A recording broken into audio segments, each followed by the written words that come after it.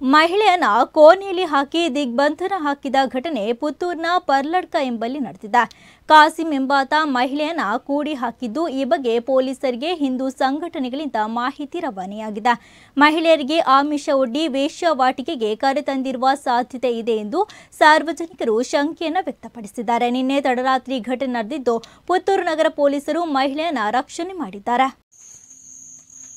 ಏಪನೇ ಗೊತ್ತಿತ್ತು ನಮ್ಮ ಅಂತ ಜಿಂದಾಲಕ್ಕೆ ಬರ್ಬೋದು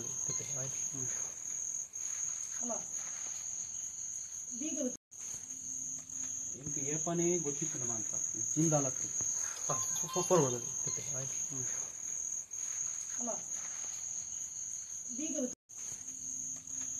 ಏಪನೇ ಗೊತ್ತಿತ್ತು ನಮ್ಮ ಅಂತ ಜಿಂದಾಲಕ್ಕೆ ಬರ್ಬೋದು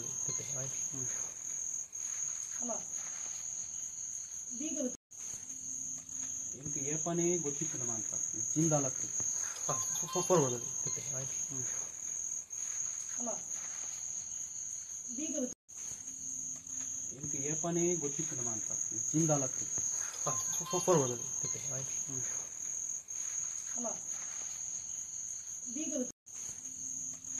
ಏಪನೇ ಗೊತ್ತಿತ್ತು ನಮ್ಮ ಅಂತ ಜಿಂದಾಲಕ್ಕೆ ಬರ್ಬೋದು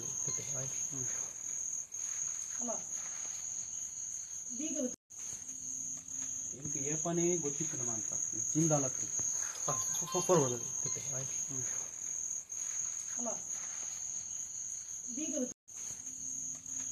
ಏಪನೇ ಗೊತ್ತಿತ್ತು ನಮ್ಮ ಅಂತ ಜಿಂದಾಲಕ್ಕೆ ಬರ್ಬೋದು